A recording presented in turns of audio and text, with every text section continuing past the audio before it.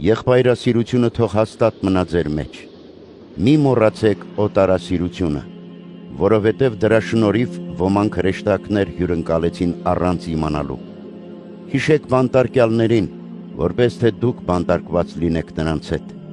Հիշեք նաև չարչարվածներին, քանի որ դուք էլ մարմնավոր եք։ Ամուսնությունն ըստ ամենայնի պատվելի է, իսկ ամուսնական անկողինը սուրբ, և Աստված պիտի դատի շնացողներին և պոռնիկներին։ Փողասիրությունը թող տեղ չունենա ձեր մեջ, և ինչ որ ձեռք եք բերել, բավարար համարեք, քանի որ ինքն իսկ ասաց. «Քեզ չպիտի թողնեմ և ոչ էլ պիտի լքեմ»։ Այնպես որ համարձակ լինենք և ասենք. «Տերն է իմ օգնականը, և ես չպիտի երկնչեմ, մարդն ինձ ինչ կարող է անել»։ Հիշեք ձեր առաջնորդներին, որոնք ձեզ Աստծու խոսքն ասացին։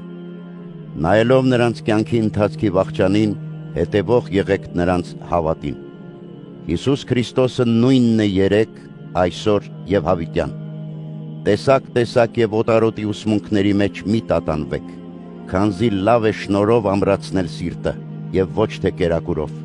որով ոչ մի օգուտ չստացան նրանք, որ այդպես ընթացան։ Մենք ունենք մի սեղան, որից ճաշակելու իրավունք չունեն նրանք, ովքեր խորանին են ծառայում։ Քանի որ այն անասունները, որոնց արյունը քահանայապետի ձեռքով սրբարան էր բերվում մեղքերի քավության համար, այդ անասունների մարմինները այրվում էին բանակատեղիից դուրս։ Դրա համար էլ Հիսուսը, որպեսզի իր արյամբ մաքրի ժողովրդին, չարչարվեց դռնից դուրս։ Արդ եկեք բանակատեղիից դուրս ելնենք նրան ընդառաջ, հանձն առնելով կրել նրա կրած նախատինքները, քանզի չունենք մի մնայուն քաղաք այստեղ երկրի վրա, այլ փնտրում ենք գալիք քաղաքը։ Արդ նրա միջոցով Աստծուն միշտ օրհնության պատարագ մատուցենք, այսինքն նրա անունը դավանող մեր շուրթերի պտուղը։ Մի մոռացեք բարեգործությունը և ձեր ունեցած բարիքներին միմյանց մասնակից դարձնելը, քանզի այդպիսի պատարագներն են հաճելի Աստծուն։